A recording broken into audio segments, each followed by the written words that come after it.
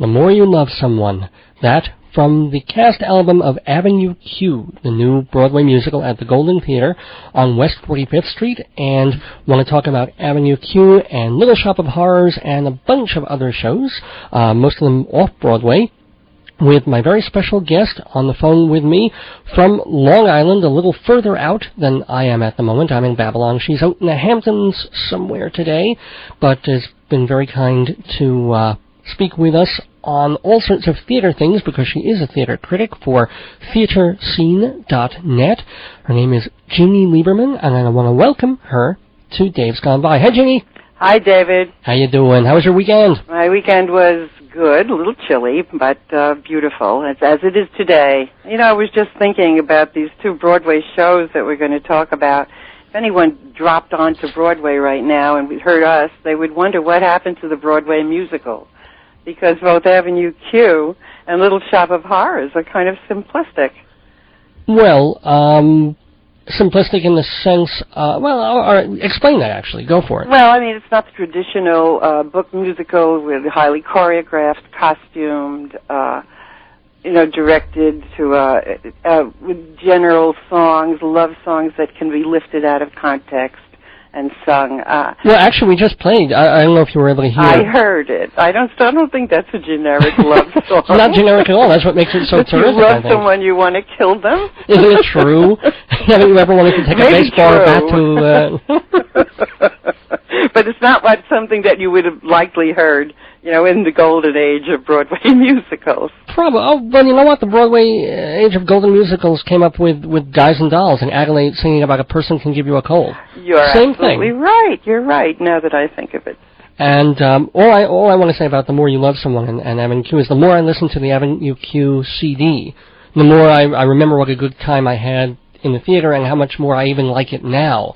Than sitting there. It's funny stuff. It's a well, that's what happened to me, actually. It sort of whizzed by me when I saw it off-Broadway because I had seen Xanadont the night before, which was a very glitzy, high-energy, almost psychedelic musical. Mm-hmm. And so this was so relatively simplistic that I thought, I don't know, crude sets, puppets, give me a break. And it seems to be geared for the postgraduate group.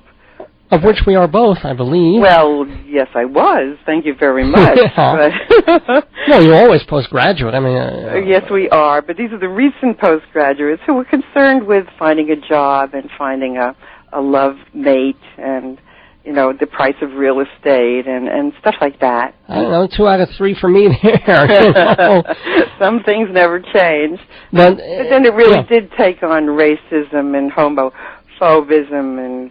all of it. That was kind of the fun part. It did it within the realm of a Sesame Street type show with actors carrying these puppets, and you really, you are always sort of looking at the actors, but it's joining with the puppets. So there's that split focus, but you buy it all, I think. Yeah, when I saw it again on Broadway, this time I wasn't reviewing it. I brought somebody, one of my writers, so I could just enjoy it. And it just really was wonderfully pleasurable and very sharp, very sharp. It has that whole thing about, I guess, the modern musical. It's ambivalence. It's always, everyone's a little bit racist. There's one song. Schadenfreude is another, everybody wishes a little something wrong with someone else. Yeah. I don't know, I liked it a lot. So if we're talking about puppets and as you say, simplistic-ish musicals, yes.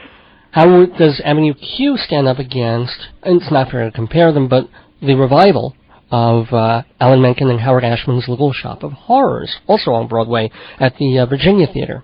Well, I would say that Little Shop has no intellectual redeeming or social redeeming value, but I was kind of embarrassed to walk out enjoying it. Really? I mean, had you seen the original, which I did not? I think I saw the original. It was 21 years ago. But I did see a summer production of it recently on Fire Island, and, I had to review that, so I had to sort of get back into it. Mm-hmm. I think the most endearing part of it is the score, the Howard Ashman, Alan Menken score, which is so much better than the actual show, and it sort of gets into your head and stays there. Like Suddenly Seymour is is another love song. Yeah, it is. It's another unusual-ish, generic-ish love song. Yeah, exactly. Yeah, but and be a dentist and all that. And, and a love song to a drill, I would assume. Did you, in my review of Little Shop, my problem, and it's not fair, but it is going back to the originals. I never saw the stage play, but of course I'm familiar with the Frank Oz film. So there's Steve Martin, and there's Ellen Greene, and there's Rick Moranis in my head, and I'm trying to watch instead, Rob Bartlett and Carrie Butler and Hunter Foster. Hunter Foster. I thought Hunter was wonderful. I mean, he starred in Urinetown, and he brought all his talent. He was just nerdy enough, to, not to be too nerdy and dorky, but lovable and endearing. And he has a wonderful voice and stage presence. I thought he carried the show. That's interesting. Yeah, okay. And Carrie Butler as Audrey. Not Audrey the plant, Audrey the... Yeah, the Audrey. well, it's an easy role to play. It's a ditzy, blonde kind of... And what did you think of Bartlett? He plays Mr. Mushnick. I thought he was good. Me too. Good. Yeah. He had both aspects of the proprietor. He was sort of friendly and paternal, and then turned into a manipulator. Yeah. I mean, for me, I thought they were all good, and just they were sort of pale to me. It was kind of like... Well, then you have more vivid memory of it than I do. I just thought, I was just overwhelmed by Audrey, too.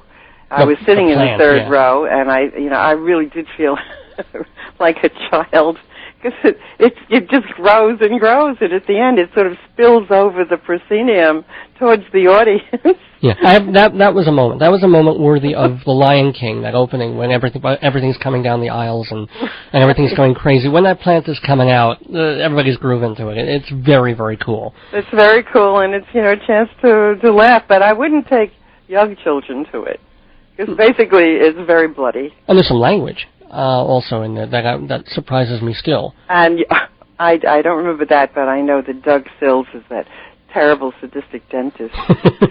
That's right. Every kid, even if they just had a pack of Oreos, would be, I'm going, nope, never again.